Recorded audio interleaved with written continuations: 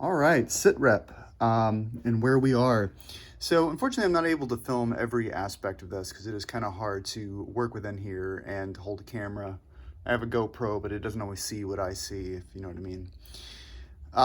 So a couple things I've done is I have totally cleaned up the mating surface for the intake manifold. It was pretty nasty. There were bits of the previous intake manifold gasket on there as well. I also think this had come out before and someone had gotten a little liberal with the RTV.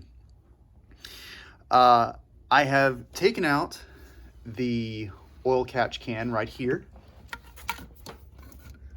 So there you can see the top hole, which I've cleaned. It wasn't too clogged, but cleaned it nonetheless. The bottom one, I still have to do. You'll see that it has two hose clamps on it there. It's a little bit different than what I got in the kit, so I need to learn a little bit more about what's going on there.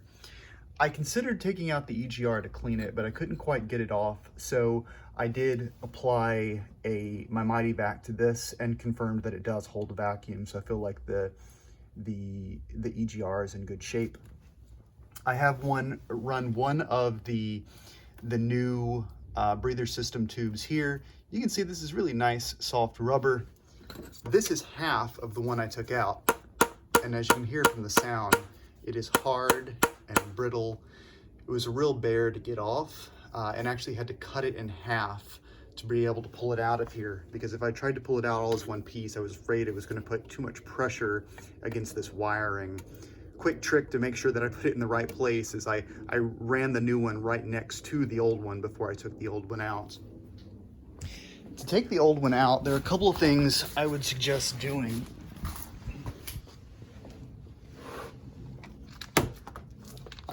So,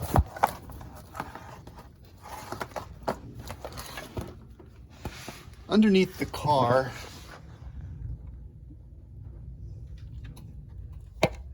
it's hard to see down here, but just above, you can see right there in the middle, just above the oil sump is where the breather tube for the crankcase comes in. It's a little bit difficult to get off. Takes a little doing, especially getting off that Oettinger clamp. To give yourself a bit more room, you can loosen up this vent. So there's two Torx screws that hold it to the bottom of the oil pan, and then it's connected to the flexible metal tube up here. Remove that, and then on the exhaust side there is a 12mm bolt right there, it's hard to see, that you can loosen up and it will come off just like that. For whatever reason, it won't come off completely, but it will give you a little bit more room to work. So I've now removed this bit of hose with a T25 Torx bit. This is the part that fits to the bottom of the catch can here.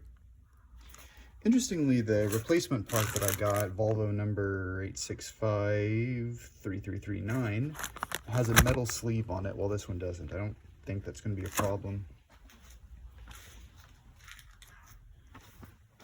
When we get to where I removed it, which is this area right here, you can see some of that old oil sludge. Definitely not clogged, not as bad as it could be, but this is part of why we're doing this service, to make sure that that's all as clean as possible and doesn't get dirty in the future.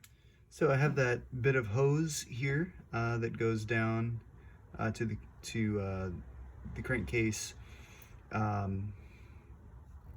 It made most sense to me for the fat part to go toward the block.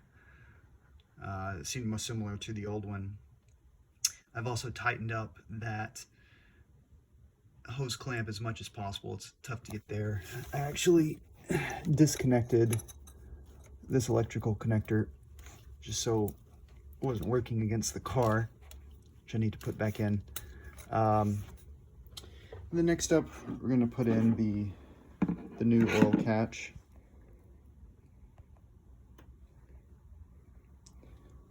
There's a gasket that goes on here just like that.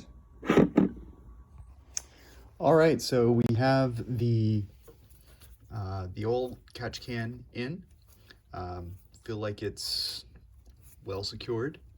It was pretty finicky getting the screw tightened up here, not to mention the 10mm bolt here. I did plug back in this electrical connector, unrelated here. I gave the EGR connector a good clean and a brush so that it's going to be easier to connect. And then, as I noted earlier, the previous owner or previous person who works on the car seemed to have coated the intake manifold gasket with some RTV.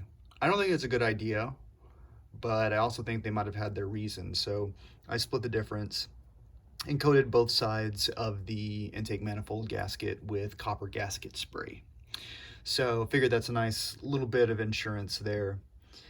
So next comes what may be a frustrating but exciting part, which is putting the manifold back in.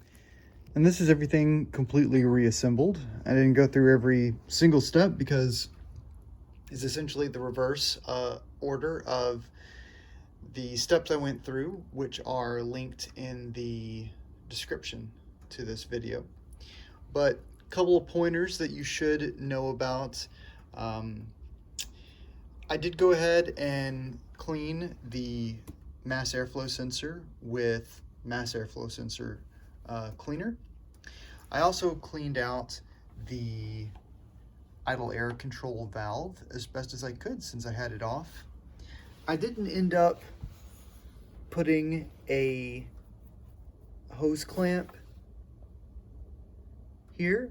I didn't have it when I put it together, so didn't see any reason to put it back. Everything seems to run just fine. Just took it out for a good, pretty aggressive 15-mile drive. Everything's great. Is there any power back? I don't know, maybe a little bit. We'll take a look at a few other items that might make a bigger difference in that department, but I have the peace of mind now knowing that the entire breather system is airtight and is not causing any blockages that might be a problem down the line.